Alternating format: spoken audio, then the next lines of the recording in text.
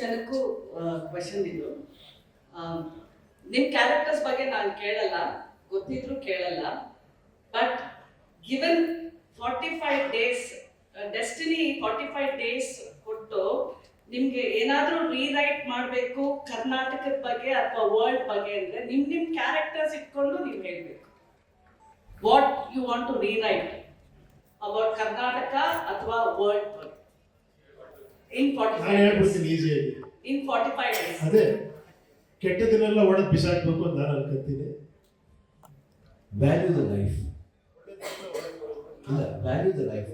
ಲೈಫ್ನ value ಮಾಡಿ ಅಷ್ಟೇ. Sir ನಿಮ್ಮ ಕ್ಯಾರೆಕ್ಟರ್ ಇಟ್ಕೊಂಡು ಹೇಳ್ಬೇಕು. ಕ್ಯಾರೆಕ್ಟರ್ ಇಟ್ಕೊಂಡು value the life. It might be anything. ಎಲ್ಲದಕ್ಕೂ ಜೀವ ಇರುತ್ತೆ. Value the life.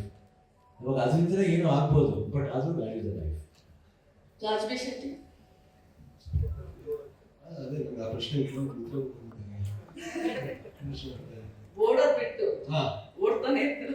I think ನಾವೆಲ್ಲರೂ ಕೂಡ ಓಡೋದು ಕಮ್ಮಿ ಆಗ್ಬೇಕು. ಈ ಒಳಗಡೆ ಧಾವಂತ ಇರುತ್ತಲ್ಲ, ಮೇ ಬಿ ನಾವೆಲ್ಲರೂ ಕೂಡ ಎಷ್ಟು ಓಡ್ತಾ ಇದ್ದೀವಿ, ಆ ಧಾವಂತ ಕಮ್ಮಿ ಆಗಿ ಸ್ವಲ್ಪ ಆರಾಮಾಗಿ ನೆಮ್ಮದಿಯಿಂದ ಬದುಕುವಂತ ನೆಮ್ಮದಿ ಎಲ್ರಿಗೂ ಸಿಗ್ಬೇಕು. ಅದು ಏನ್ ಮಾಡೋಕ್ಕಾಗುತ್ತೋ ಇಲ್ಲ ಗೊತ್ತಿಲ್ಲ, ಅದು ಹಾರೈಕೆ ಅಷ್ಟೇ.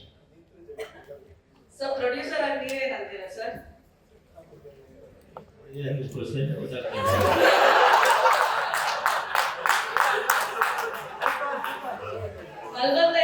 ಕೊಟ್ರೆ ನಿಮ್ಗೆ ಕರ್ನಾಟಕದಲ್ಲೋ ಅಥವಾ ಪ್ರಪಂಚದಲ್ಲಿ ಏನ್ ಚೇಂಜ್ ಮಾಡ್ಬೇಕು ಅಂತ ಕೇಳ್ತಾ ಇದ್ದೀನಿ ಅಷ್ಟೇ. ಎಲ್ಲರೂ ಚೆನ್ನಾಗಿರ್ಬೇಕು ಅಂತ 45 ದಿವಸದಲ್ಲಿ ಎಲ್ಲರೂ ಚೆನ್ನಾಗಿರ್ಬೇಕು ಅನ್ಕೋತೀವಿ ಅಷ್ಟೇ.